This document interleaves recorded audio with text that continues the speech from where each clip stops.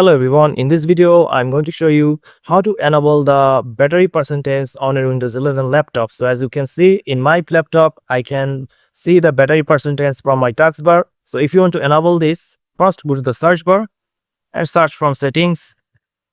And after you find the settings, click on the settings. After that, you just need to go to the system option and go down and find this power and battery option. Click on this. And here you'll find the option called battery percentage. Now as you can see, this is turned on in my PC. If you don't have this turned on, if I turn this off, there will be no battery percentage showing in my taskbar, as you can see right now. So if I just turn this on, right now I can see the battery percentage from the taskbar. And if I also click on this, the battery percentage is also showing on my tray icon.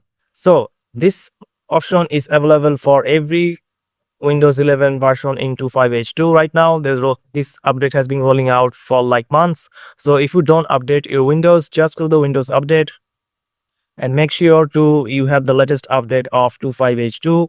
You can go to the system option, then click on this about, and make sure to update the version to this 26200, which will give you the battery percentage option, show the battery percentage on your laptop. So that's it guys, this is the video that I want to share with you. If you found this video helpful, please subscribe and thank you for watching.